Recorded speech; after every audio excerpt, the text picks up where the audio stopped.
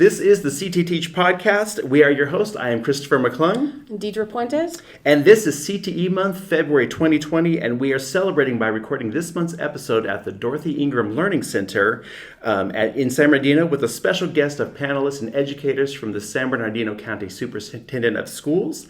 And we are with the Alliance for Education and the ROP CTE. And go ahead and introduce yourselves. Hi, I'm Carol Tsushima, and I am the administrator for the Alliance for Education. I'm Cindy Prentice. I'm the program manager for the ROP. I'm Shahzad Bojani. I'm the coordinator for the Alliance for Education. Perfect.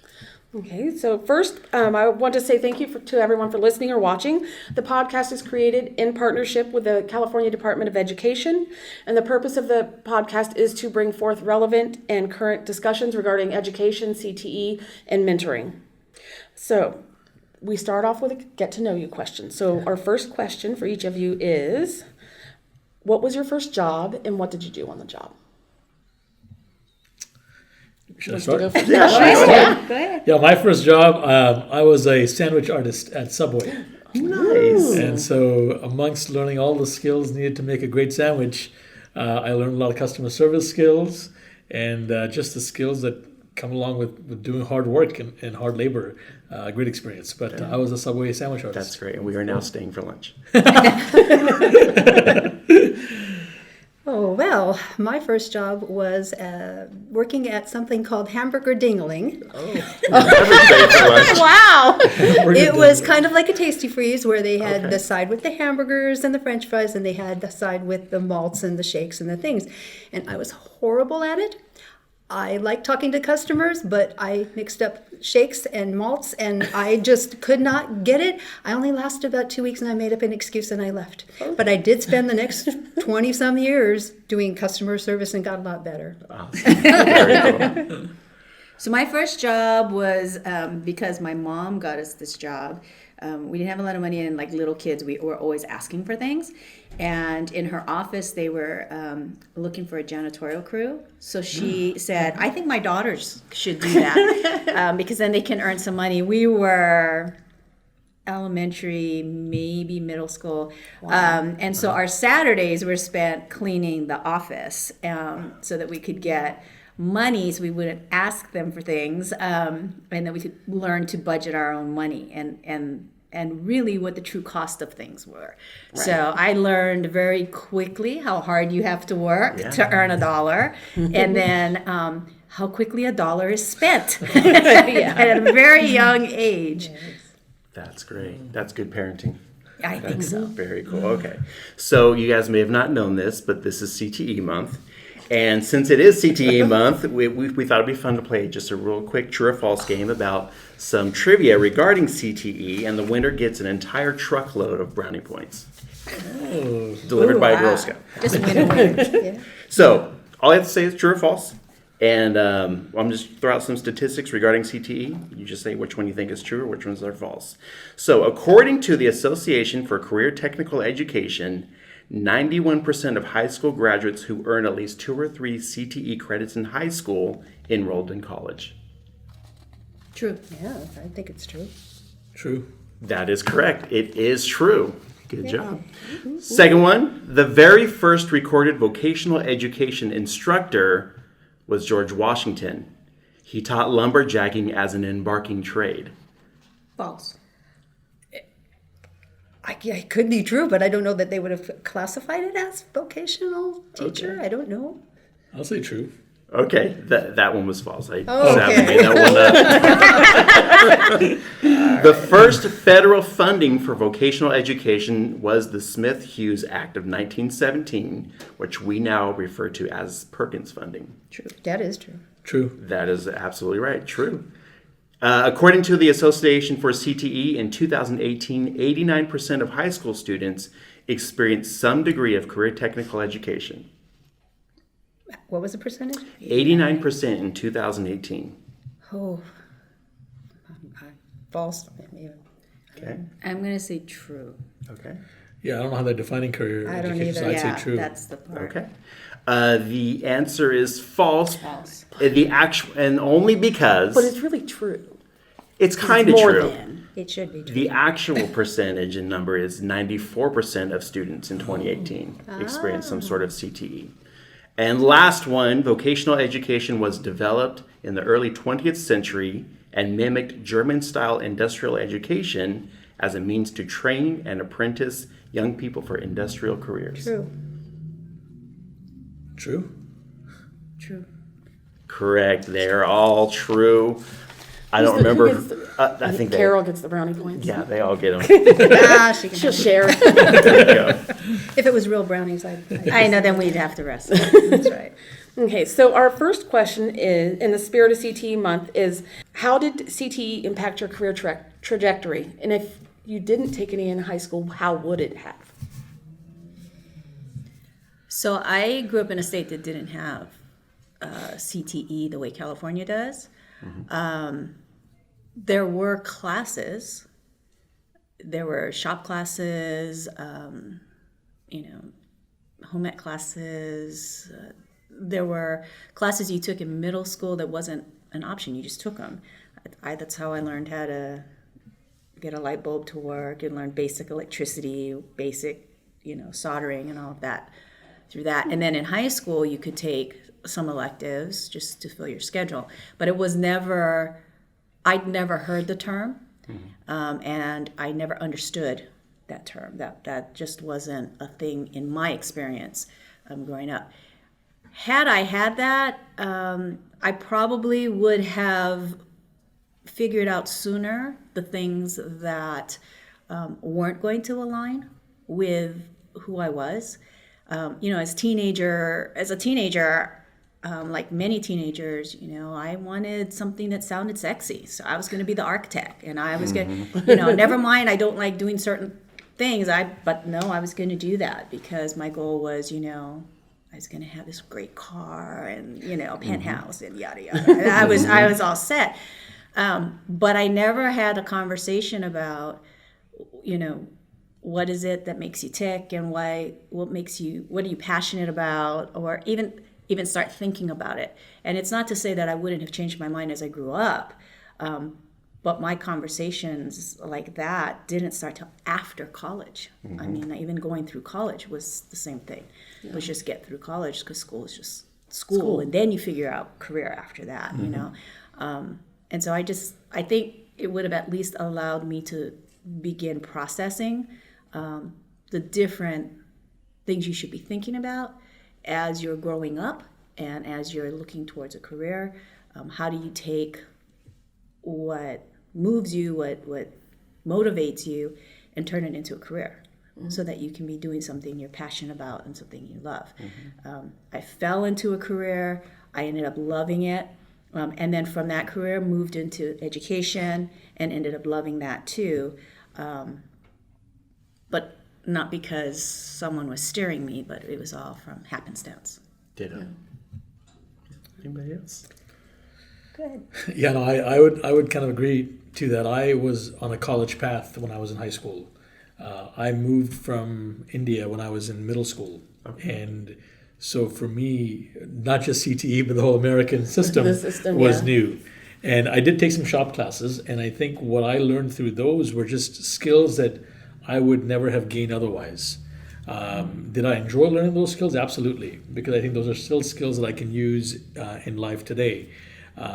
However, I don't think I specifically knew what CTE was back then, because my intention was just to get to college, and whatever happened after college was kind of like happenstance, accidental.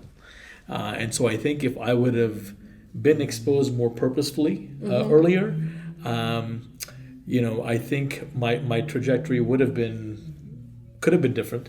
But certainly would have been sharpened more, and I've been able to get into it, I think, more purposefully and earlier on. Yeah, very cool. Yeah. And I hated high school. I couldn't wait to get out of school. I really, really wanted to be a lawyer, but I had done so poorly in high school that I ended up graduating from continuation school. And when I asked them, when they handed me my diploma, what I had to do to be a lawyer, they said, you have to go to school for 8 more years. And I thought, oh, nope, not doing that. So I ended up, getting married, having children, working at Kmart. By the time I was 28, I realized that's not the way I want to spend my life. So I did start going to college, but I had no idea what I wanted to do. I tried a few things. I thought maybe accounting. Well, no. I do like money math, but accounting wasn't quite it. Tried computers. That was not good. Just kind of fell into things. Like Carol was saying, I worked in a glass factory, I sold real estate, I worked in retail management for years and years. If I had had something like CTE in high school, it would have made a huge difference because I could have been able to see how some of those things connect and eliminate the things that I didn't want to do anymore. And I would have had a purpose for high school because I think for me, the biggest thing was I don't know why I'm here. I don't know why I'm doing what I'm doing. There was no practical application for anything. Yeah. And so it's interesting to me, we've been having these talks lately, and I'm so amazed as to how many people in education I've met that are saying like they did terrible in high school. And so we're looking at each other because I'm one of them. I did terrible in high school. So I wonder if that's why you end up in education. Because I don't know. You know what I mean? Like you didn't enjoy the ride, so I'm going to get on this and make it better. Yeah, I mean, look at social work is a really good example, right? Look at the people who go into social work as people who were failed by the system, and they say, okay, I'm going to go into this system because I'm going to make a difference. And so it's very possible that educators are also from that same mindset of, the system didn't do this for me, or maybe the system did. I really, really love this, and I want people to continue doing this. And then that's why they go in there so that they can make that difference. Yeah. But it's something that they feel intrinsically. Yeah. It's that, okay, I get it now. I'm headed there. But I would argue, in every industry, there are people who are sitting in that industry who are not intrinsically motivated to be in those industries. Right. They just kind of fell in those industries, and they just feel that that's where they have to ride it out. And if they didn't have CTE, this is where they could fail before they made such large investments in these decisions. They probably would have gone another route. My husband graduated from the university with an engineering degree. He wanted to be a teacher. Okay. But his dad wanted him to be an engineer. And so he did all the stuff that he needed to do.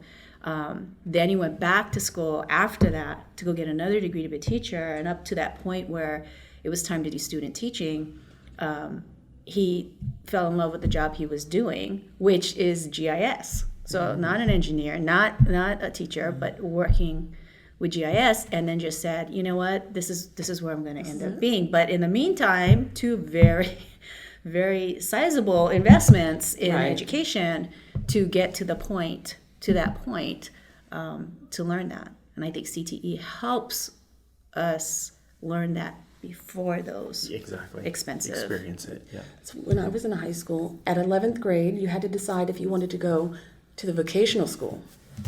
And I'll be honest, I was one of the kids like, I'm not going to the vocational school because that's where those kids went. Those kids, yeah. And I find it interesting that in California it's embedded into the high school, so it's not like you're separating these students from everyone else. However, if somebody had sat down with me and told me, this is what you want to do, but you could go out here and take these classes that are really closely related and you'll learn skills that you're going to use, maybe I would have considered it, but nobody ever sat down and told me that. They just said, you have to make a choice. You can either go there or you can stay at your school. So I stayed at my school and took general ed and some accounting and whatever they had at the high school. So I think it would have changed things if somebody had explained the difference between the two and how they work together. That's the result of seeing CTE as an add-on.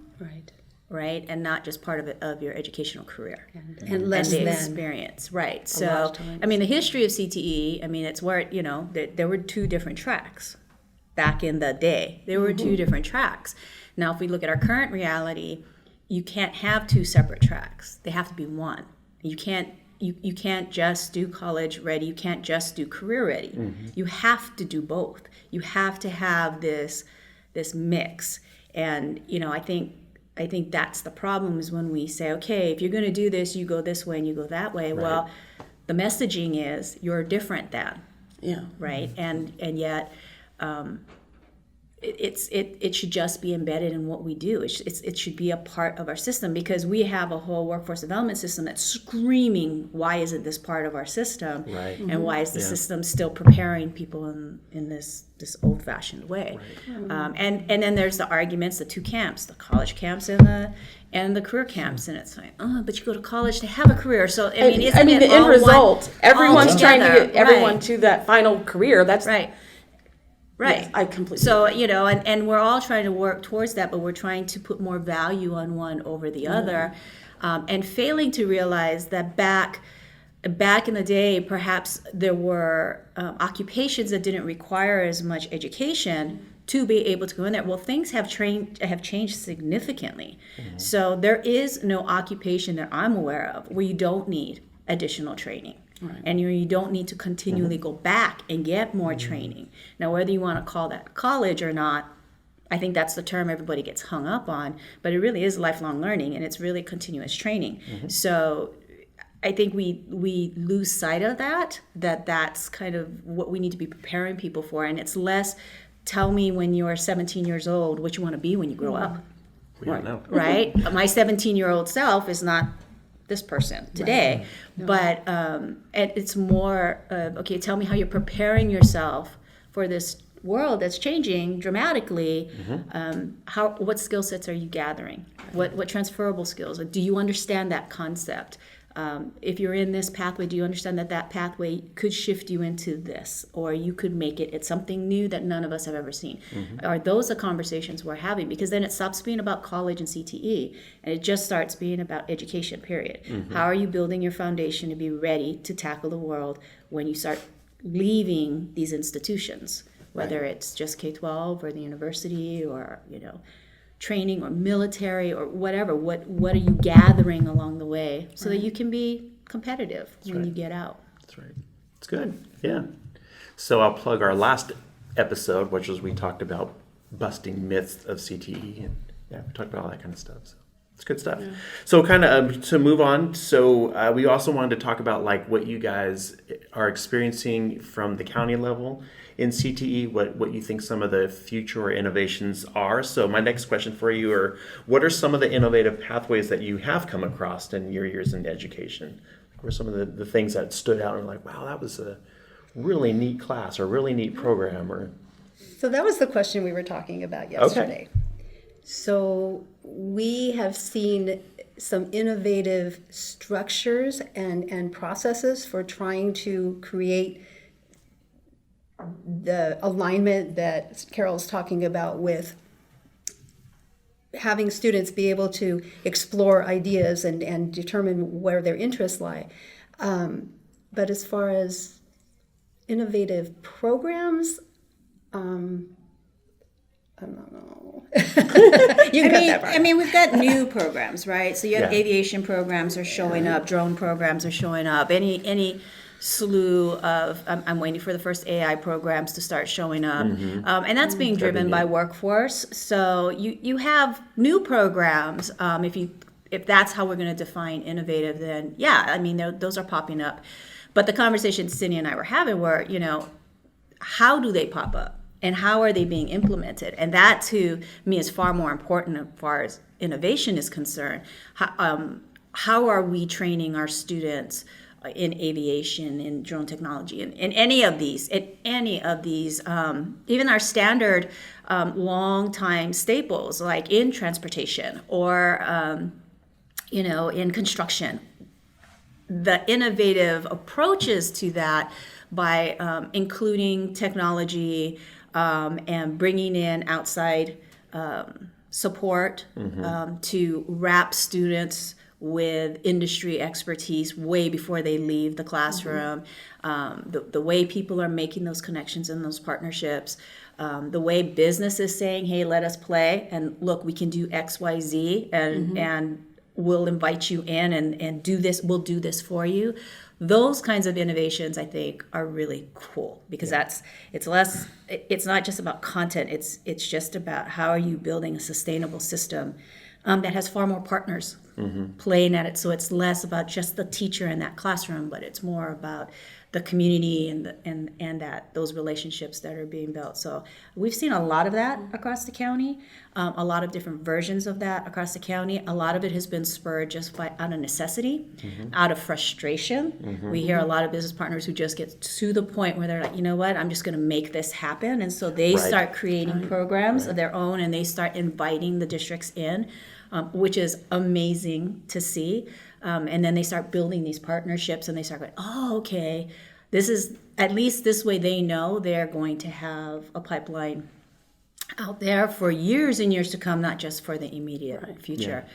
The in-tech design, the in-tech formula is a great formula. I'd love to see that blast all over the county, where, you know, people are coming to in-tech and saying specifically, I need 10 of these types of people. And, you know, in-tech then does what they do, and they train people, and then the companies come back in and they take from the top, and they fill their positions. And so it's, to me, a really great model that should be replicated more often around the county. Yeah. So if I'm understanding, it's not so much the programs being created, but it's just the connections that are happening. And so it's interesting you say that, because we had HP reach out to us, and they said, we have this brand new printer. It does amazing things.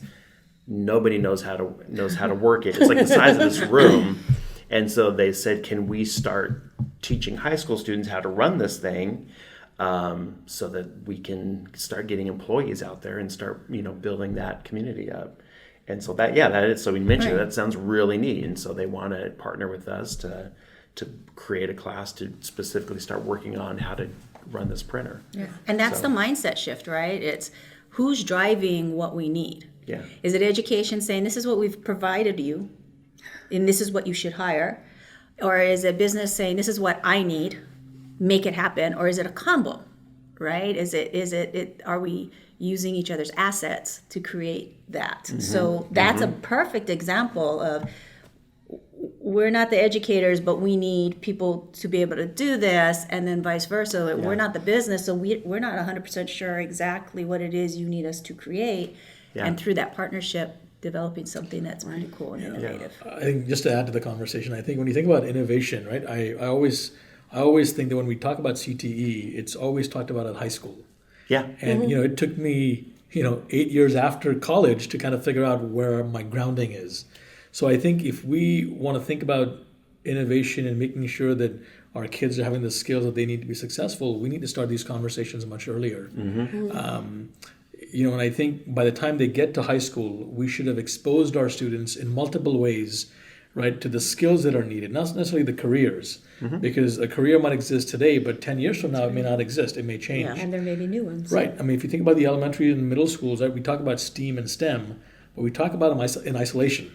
Those are skills that are transferable, that can be applied to so many different careers. Exactly. And I think, to me, if we can be innovative in plugging that gap early on, so that by the time a student gets to 9th grade or 10th grade, they have a good understanding of their skill set, right? And then they can say, oh yeah, I think this pathway, right, might be a good pathway for me to pursue, which will help me determine, yes, if this is the direction I want to go in, or no, which is always a good thing as well, right? Exactly. I think the other thing to think about is, sometimes I think we get so focused on CTE pathways just driven by careers. Again, with the idea that we need to focus more on the skills that are transferable, because as a student goes forward, I think it's those skills, right, that they need to be able to learn and say, yeah, I may not be able to pursue, or I don't want to pursue an industry, career in healthcare, but the skills that I learned, right, can be transferable to the same HR stuff that happens in healthcare, but can be happening in the IT sector, for example. So I think those are the two things that I kind of glean. I was just thinking, I think it would be interesting as all of these new changes are implemented and we bring this information down to the middle school students. I think it would be interesting to be in the high school classroom and see how these students interview.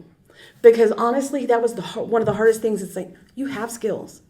You've learned things in English class or math class that you can apply to whatever position it is you want. But they did not connect it. They could not see it. So I'm just curious, as these things are embedded at a younger age, how will that come to fruition as they get to high school. So I would be interested in sitting down with and interviewing some of the students just to see what kind of impact it's truly making. Yeah. So. You know, if they grow up through their educational career, starting in elementary, just having these experiences, right? Their mindset is going to be, what do I take from what I'm learning? I mean, that's really what you're trying to grow, right? What are you taking? So all the STEAM and STEM activities that are going on in all their many different shapes and sizes, you know, what is it that I'm taking along with me? And then by the time they get to high school, they're going to approach pathways that way. Okay, what am I going to take from this pathway? Not, am I only going to do this pathway and that's my answer, but more, I'm used to looking at my educational options and going, okay, I'm going to take from here and here and here, and I'm going to make this happen. And kids are already doing it. We did a tour, I did a tour a couple of years ago where I was talking to some high school students who were showing us our own pathways. And I asked one young man, so why are you in manufacturing? Why did you decide to do this? And he goes, well, I'm not going to be a manufacturer. What I want to do is I want to do prosthetics. And so I've taken I've taken these health program classes off my campus. I've taken this at manufacturing because they were teaching me CAD. And I'm also taking another course. So he was tailoring his own experience because in his mind, he, was like, this is what I need in order to do what I want to do. And he wasn't the only one of the kids who were taking it. I'm like, hey, so tell me why you've taken this class, and tell them. And they're, oh, no, it's not just about that. It's about, and they on their own were telling, it was such an aha moment for me as an educator and someone who's built pathways for years. I was like, oh my goodness, they're using it the way they need to use it. Right. And when are the adults going to catch up and realize, okay, they're more in tune with the current reality than we are. And you hear it in advisories where they say, we're not looking for specialists, we're looking for generalists. Well, the kids are already doing that, right? And they're doing it on their own in spite of the systems that we're putting in place. So, some of the more innovative approaches should be taking into account that student voice and, okay, so what really are they doing, and how can we, change and move our system so that we can accommodate that? So I was just thinking the system is built around the pathways, the sectors, and the codes on the coursework has to be aligned. Yeah. So if you have students that are out there manipulating the system in their favor, the data doesn't show well for the school district because they're not completing a complete path. Does that make sense? Because they're in two different industry sectors. But I've said that for years. It's like, well, just because you're working in healthcare doesn't mean you're not doing marketing. Right. I mean, there's so much crossover in all of the industry sectors. I think it's really hard to just make it such a hard line. Like, you're going to take manufacturing and you have to complete all the classes. And the because that's what- difficulty is how do you measure if you're not, if you don't have a hard line? Like, how do you measure success at the time, by the point of graduation, since that's the deadline we've given ourselves, right? How do we measure whether or not our K-12 system's being successful? Well, this is the only way to quantify that, right? But it is counter to, one, what kids have already figured out, and two, to what the world of work requires of them, An engineer is that big sexy title that everybody wants, but an engineer unto itself, you can't just do one thing. You have to be able to do multiple things because that's what industry is looking for in their engineers. But that's not necessarily the messaging that we're sending out to kids to diversify. So, it's tricky to work within systems that are held accountable and for benchmarks that are difficult to measure. And at the same time, one big measurement that workforce development would say is just, are they getting jobs and family sustaining wage jobs, not just, jobs. Exactly. But ones that are building the economy, or are they creating jobs? Are they out there creating businesses and creating jobs for our communities? But that doesn't happen by the time they graduate from high school. So how do you measure that? Right. So. It's true. Yeah. I have a daughter who's going into high school next year, one of my many, and I showed her all the CTE classes at her campus because you have to take at least one CTE class while you're there for 4 years. And she looked at the list, and out of everything, what surprised me is she's most interested in manufacturing. And I said, really? And I said, well, what do you want to be when you grow up? And she's like, well, I want to be an elementary school teacher. And I said, well, why do you want to take manufacturing? And she's like, because Dad, I love Legos. I love to build stuff. I love to make stuff. And I want to learn how to do it on these cool machines that they have in that class. And I was like, oh, well, that's cool. So she wants to take manufacturing because it's interesting to her, but her ultimate goal is she wants to be a teacher as well.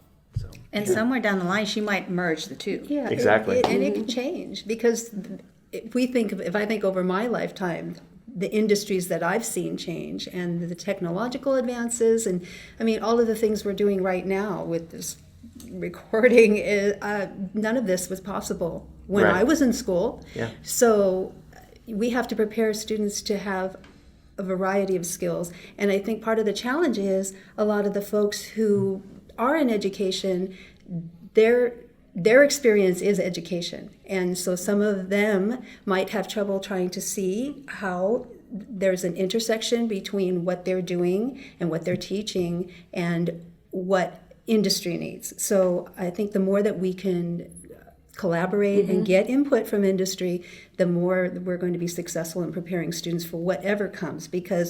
And even teaching may be very different when she's graduated than it is now. Yeah. Everything is going to change for them, and a lot more quickly than it did in my lifetime. I think, too, when you look at education, it's an industry sector unto itself, Exactly. right? And it is withstanding tons of change just being thrown at education like crazy. Technology is flipping it a lot. In some people's minds, it's not flipping it fast enough, but it is changing how we do business. But even CTE teachers have a mindset, and it's every time I hear a CTE teacher say, well, not everyone's going to go to college, and that's the reason why we need CTE, I just want to pull all my hair out. Right? I just that's your argument? That's the argument, because not everyone's going to go to college. That is not the purpose of CTE. It's for all students. It's just it should be just part of our educational scheme that everyone just goes through, because ultimately, why are you going to school in the first place, right? You're going to go out and you're going to work. I mean, that sounds like a dirty word. You're going to go to work. Oh, well, you have to have a job. Like everybody does, right? So we want people to go and get great jobs and be able to be happy in what they do and all of that. That's our pie in the sky. I'm not doing what I do because not everyone goes to college. It sends the wrong message. Right. And, when you think, okay, education in and of itself is an industry. You can't be an educator without going to school. At some point, you had to go for additional training. Even just to get your teaching credential, you have to.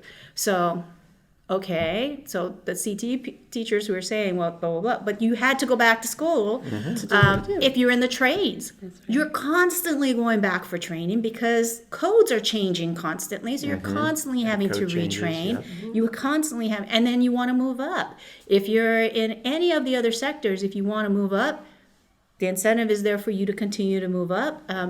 But I think we have to be careful about our messaging, and we also, as educators, need to understand that we're changing too. Our industry is changing too, and people who push back the hardest are the ones who don't realize that we cannot do business as usual. We just can't, and we're about more than not every student goes to college. Very cool. I agree. Yep. We've done 3 questions so far. Okay, so the next You question. invited me. I'm just saying. I love it. Yeah. And we kind of covered some of this question. What will the alignment of CTE pathways look like across the county? But I think we've covered a lot of that. But if there's anything specifically that you want to add to it, like the next question is like, what is your wildest dreams? Like if you could, what would the end picture look like for education across San Bernardino County? If you could have it lined up the way you want it lined up. I'll let you start. Yeah, I think to me, I think having a systematic approach where we can identify best practices from all the great work that's happening within our county, but even outside. There are other districts that are doing some amazing work about being purposeful and strategic in differentiating experiences for students, starting in kindergarten and going through, and having a map of what that looks like. so that we have our pathways that we currently have and kind of working backwards from there. But being really purposeful and really tapping into our students' interests, their strengths, their individuality. To me, ideally, I think that would be super powerful, because the idea of relevance, right, as to why are we learning this, I think would play a big role in how we structure that system. And then how do we bring in, right, our industry partners, not just, to provide work-based learning experiences at the high school or internships, but how do we infuse that earlier and earlier, so that when a child is doing a report, right, my son's doing a report right now, he's in first grade. Okay. He's doing a report on Abe Lincoln, right? Nice. We're totally pumped and helping him, but it's very, it's for the purpose of just doing research, right? To me, it would be super powerful, right, if that teacher was able to bring in, right, a historian or a curator from a museum and have the students share what they're learning, but to an active audience, right, who is the industry. So I think those are the type of things that I think we need to specifically think about, because then I think the idea of relevance and why we're learning it and presenting or sharing information to an audience that they might be able to get a career in becomes powerful. So that would be my pie in the sky. That's good. Oh, in my dreams, not every student would be tied into the same process going through school, because not every student is interested in the same thing. So I think if I had my way, we would do a better job of trying to identify where student interests lie when they're young. And if they're totally enamored with botany, let them do their projects on botany. Give them more choices about how they do things and what they do, and then be able to point out to them how that aligns with something in a career field, so that by the time they get to high school, they at least have some idea of what to eliminate. Because as I said, I waited until I was 28 years old before I even went to college. So when they say not everybody's going to college, well, maybe not right away, but at some point, you realize this working at Kmart is not going to make it. So I have to do something different. But I still didn't know what. If there had been a better chance for me to be able to, like GATE programs, some of those allow students to pick their projects and do their things. I think it would, again, pie in the sky. Why does everybody have to go first grade, second grade, third grade, fourth grade, all the way through high school and be a senior and then graduate? What's to stop them from taking college classes earlier, or being able to be involved in different activities with employers and in different industries when they're really young, and do some meaningful projects for them? So let students follow their interests, and then maybe they'll be more engaged. They'll have a purpose. Too many things. I was just saying, so which one? I know, I got narrow it down. One, right? Which 5? 10 million things I have in my head. Definitely agree with what these two have just said. I just think there's so much good going on. Yes. There really is. There's some amazing work happening across our county in these classrooms. Beautiful work. Beautiful partnerships happening across there. If we could amplify all of those, that would be fantastic. I think the takeaway I have from those experiences are that it's based on allowing people to just be creative, giving them space to make the magic happen. For that, I think in order for a system to change, how we prep people who work within the system needs to change. So definitely attacking these preparation systems, and looking at how are we preparing teachers? How are we preparing counselors, administrators to lead, because they are some of the most formidable leaders in our children's lives, right? I mean, when I think back of all the educators in my lives, there's just some amazing leaders. I mean, how are we preparing them to lead our children into this world of work or just this world after they leave them that they don't even know what that's going to be? I mean, are we asking those tough questions and providing the people who are within the system the supports and the education and training to help them get to that point. No teacher goes in saying, I want all my students to fail. Right, exactly. Nobody does, right? And every teacher gets excited when a former student comes up and tells them, oh my gosh, you were instrumental and da da da da da. I mean, everybody loves that. That's the thing you live for, and then it makes your whole month, right? But what are we doing to help those people who have made a conscious decision to be involved in a system that is literally the gateway to all the other sectors in there? What are we doing about helping them? And a lot of that is mindset shift. And we say, okay, you have to have a mindset shift, but then what do we do to help them get there, right? And who's leading that? And when I see pockets of excellence around our county, usually one of the common pieces to that is that they were given space to do it. I love going to our remote districts because people aren't paying as close attention to what they're doing out there. They're just not. Yeah. And so they're like, psh, we're just going to do what we have to do. And if if you don't think that that's the right thing, tough, because you're not paying attention anyway. So they have done some really cool things with very little resources.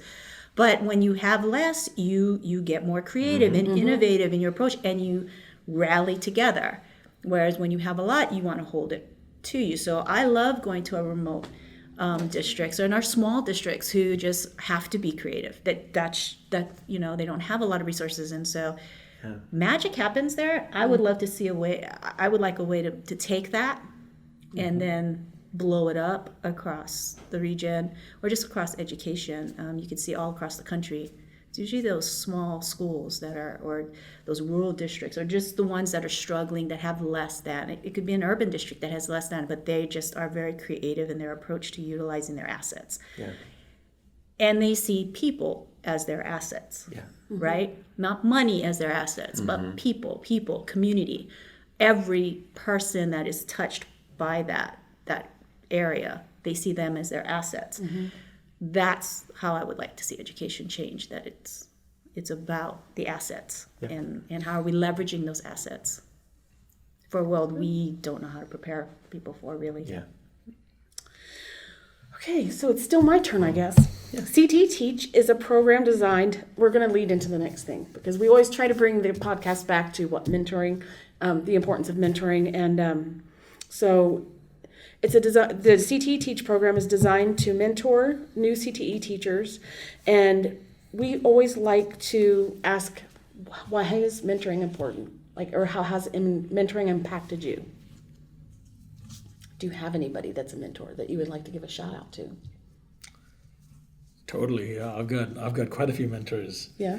And they've played such a big role in different phases of my life. My master's thesis project was to look at a summer science camp where teachers who were science teachers in Long Beach Unified School District were mentoring college students who were in the credential program looking to be teachers. Right. So in this context of a week-long camp, and then I was kind of working with them, and so there were quite a few interesting findings, right, that kind of came through. We had some amazing teachers who knew their content area so well, but didn't have the skills necessary to be good mentors, right? On the flip side, we had those teachers who had great mentoring skills, relationship building skills, and were able to supplement the content right as time went on. And so those are some cool findings that really helped me as I went through my journey through education. And I had some amazing mentors. And I think if you think about the retention rate in education, particularly for new teachers, it's right. Lower than what it might be in other industries. And it's partly to that because I think we need to do a better job of making sure that systems are in place and supports are in place so that the mentoring piece is there. Right. And so I don't know if I answered the question, but I think it's the role that mentoring plays. And I think we have to be conscious about finding mentors. There have been times when I've been in a jam and I can pick up the phone and call a mentor, and then reciprocate that for people as well, right? That's the other piece. Right. You don't want to be just a mentee, but then you also want to be able to mentor as well. And I think if we can consciously start to do that, I think that's going to just help us elevate what we're doing, even with our new CTE teachers, that they might be mentees now, but can be mentors or are mentors in other phases of their lives as well. Right. Right. I worked in a lot of different places and a lot of different capacities, and so to single out one mentor, I don't think I can. I've learned a great deal from a lot of people, both positive and negative. I've seen a lot of role models that I absolutely want to emulate, and there are those that I learned certainly not to follow. I think it's important that we help to bring up the next generation and to encourage them to find their passion, number one, but also, especially in education, to be able to see that there are many avenues and that whatever you are doing now, you're not necessarily locked in to that. Things change, you can change. I think over the years, one of the things that when I was a teacher, that one instance that I do remember, the principal at the high school at that time came in to just do an informal observation. And I thought, oh my goodness, I didn't do very well. And so when I was speaking with him afterwards, he thought it was a really great lesson. He was very, very happy with it. And I said, wow, I mean, I know the kids like me. And I was a brand new teacher. I know they like me, but I just don't know if they're learning anything. And he said, you know, the best teachers always feel like they're not doing the best job. So I think that's always stuck with me, and that's what I always try to encourage newcomers or anyone else in any industry. You know, you do your best, and you try to, in our case, the folks that we serve are our students, and honestly, in the grand scheme of things, we're serving our society and the economy that we live in. And if we can do a good job of preparing those folks and helping them to find where their passions are, and so that they can be happy, successful members of society, then we're doing a great job. Yeah, that's good. So pre-CTE Teach, before it was CTE Teach, I was working at the district office doing the WIA program. And I was approached and asked if I would mentor some of the teachers that were in the classroom that were struggling. And so it was kind of like an add-on for me. Yeah. And I remember thinking, holy smokes, okay, here we go, let's Other try duties it. outside. Yeah, but I was like excited because, you know, I missed the classroom. So I thought, well, here's a reason for me to be back in the classroom. And it was to address that turnover rate that we were having because, you know, as a CTE teacher, you leave your industry. And I remember the very first day I walked into the classroom, it was pure chaos. My boss was there with me and she said, okay, so before you walk in there, you need to know this. You've left someplace where you were the expert. Today, you're the novice. And you have to give yourself that. And you're going to have to remind yourself of that over and over and over again, because teaching is not the same as managing a retail outlet, right? And while you have those skills, you don't have these. And it was humbling to no end. So being asked to go back into the classroom and work with some struggling teachers, I thought, wow, this is a great opportunity to give back. Because I remember taking these words of wisdom from anyone and everyone who would give them to me. And Cindy and I started a month apart from each other, so we were always like right next to like, oh my gosh, what are we doing? What were we doing? Yeah, what the heck? What's this decision we just made? And you know, can Where's we make my it box through? of curriculum? I know. Where's the book? Where's the book? answers? There should be a There's book. nothing. There was a key here. Yeah, exactly. And why don't they come on time? And why don't they listen to me? And when I tell them to put their makeup away, why aren't they doing that? And that kind of stuff, you know. And we didn't have cell phones back then. And we did not have cell phones. So just learning through trial and error, having colleagues that were going through the same thing, that was huge. And so I thought, wow, what a great opportunity to go back into the classroom, be someone who a teacher could just lean on. And could commiserate with, and I could go, I feel you, trust me, I've been there, we can do this. And, you know, some teachers were great at that, and honestly, my learned experience was I learned that some teachers didn't belong in the classroom. They flat just didn't belong in there. And that was a real eye-opening experience for me, too, because as a teacher, I wanted to believe that all teachers were right, and that they were all there for the, you know, the right reasons and all of that. And it became very apparent when you're in that position to mentor people, when you can just tell you really don't belong in this. You're not helping children. You're not happy. You need to not be here. But you know, you keep that all in your mind when you're mentoring. So that was a really valuable experience to me. And then later on down the road, Becky came in, and then, she took it to another level, and then it became CTE Teach, and we know that story. But I just think it's so incredibly important to just have the mentoring experience on both sides, like Shazad was talking about, the opportunity to be a mentor, the opportunity to mentor, and then also, like what's been said, looking for your own mentors. I have mentors I've had supervisors who've been great mentors.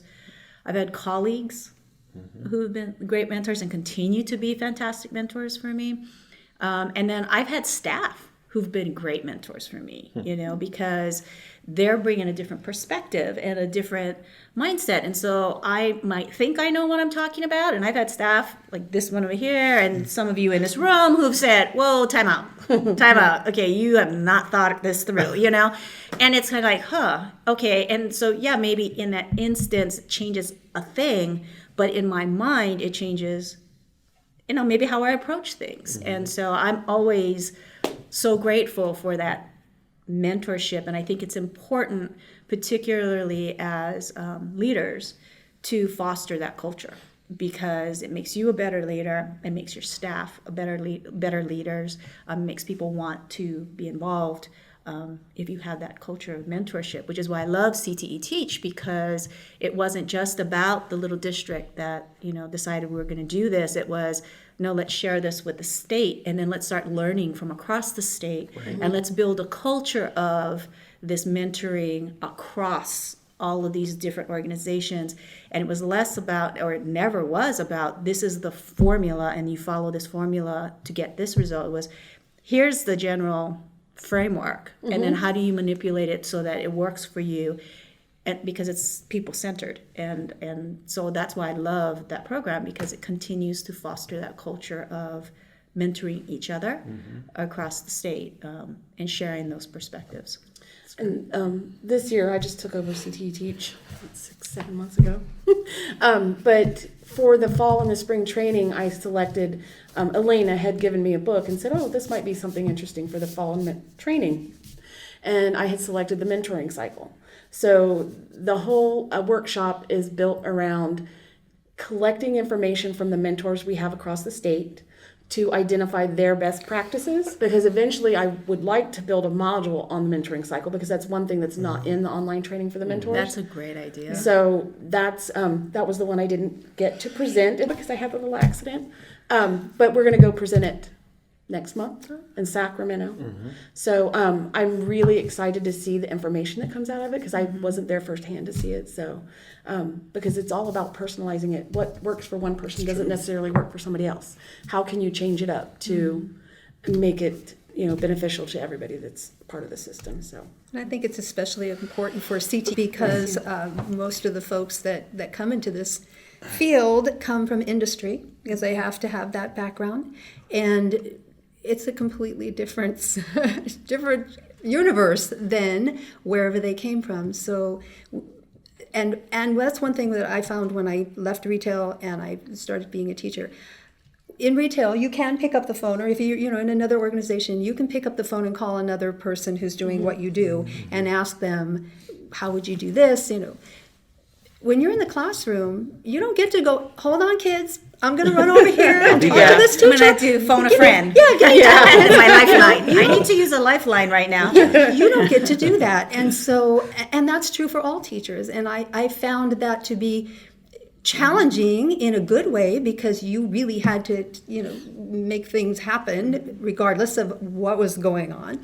But also it was isolating in some way. So I think the more that we can mentor folks across all of our staff and folks in education, the more that they'll be able to be successful and be able to serve their students wisely. So I'll throw my wrench in, my monthly wrench in. Always have a wrench. We'll start with Shazad. Who is the one person you would want to thank for being where you are today? And we'll go down the line. All right, there are quite a few that come to mind, and so it's hard to pick one. Or I'm going to pick one that I think is the most recent in my life, and that's my former principal that I was the assistant principal for, Ron Thibodeau. He brought a whole other style of leadership, which was totally contrary to mine. And that helped me grow tremendously. He's helped mentor me in so many ways, not just in my professional life, but even personally, really being able to make sure that I prioritized my family as he did, and helped me do that as I went along. And so shout out to Ron Thibodeau. If you're watching or listening, you're the man. And he's one that I think I've always felt comfortable in picking up the phone and calling him if I'm in a dilemma. So Ron Thibodeau. Awesome. Oh boy. There are a lot of people, folks that I've worked with over the years that I've learned from. But I really, the first thing that comes to mind is my husband and my family, because as I said, when I started going to college when I was 28 years old, I had 2 children, I had a job, I had a husband. They were the most patient, self-directed people for 22 years between that time and getting the doctorate. And they were on their own a lot. So if it hadn't been for that support, I wouldn't be able to be where I am. So that's who I would like to think. Very cool. So I have a few. 2 different categories. One is my grandpa, because he was the only one in my family that was saying, your idea of not going to college after graduation, not gonna happen. He's like, no, you're going to college. It was really important to him that his family start going to college and be educated. That was a big deal to him. So I did. I was like, okay. And luckily, I listened to him and did that. But particularly in my education career, 2 very strong women. They're very good friends of mine. I've worked with them for many years. Steph Houston, Tina Peterson. Those 2 women continue to be my circle. We lean on each other a lot. There is not a moment that I don't think I can just pick up the phone and say, I need help, or vice versa. And so I attribute that to how comfortable I am in taking the risks that I take, because I know I have 2 very strong people who really know me and who will tell me if I'm out there. And they do, or will tell me to stop, or will tell me to get my perspective straight, and who I know I can, put my priorities back in line, and because they know what to say. I think everybody needs people like that in their lives. It's fantastic. Well, cool. Well, thank you so much. And thank you for listening and watching the CTE TEACH podcast this month. We hope you've enjoyed your time with us as much as we have with you.